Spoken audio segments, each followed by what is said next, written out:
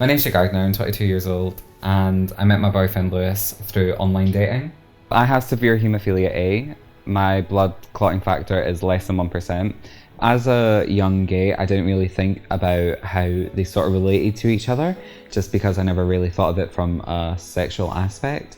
I always just thought, well, my haemophilia is my blood, and my sexuality has nothing to do with my blood. So it didn't really have place next to each other, so I never thought of them as one before. It wasn't until I had the discussion with my doctor about sexual health to realise how much of an impact that it can have, especially through sex, with having a solus bleed, having any issues with bruising in the anal region. I mentioned to my mum that you had haemophilia, and she was like, oh, I would wrap him in a cotton ball. And then I said that to Jay, and you were like, well, I was wrapped in a cotton ball my entire life. And that kind of made me think, well, maybe I shouldn't tiptoeing around you.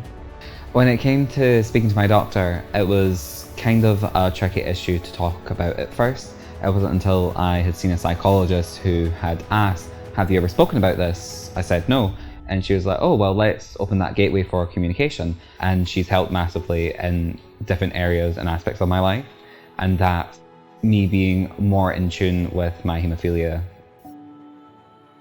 I would say, as a person with haemophilia, that the best thing you can do is know about your condition, because that's the most empowering thing you can do.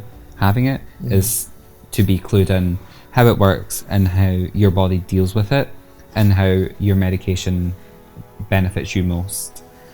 And that really goes a long way. I don't really need to sit on a GP because Jay pretty much tells me anyway. He's not one for holding his tongue about stuff. No.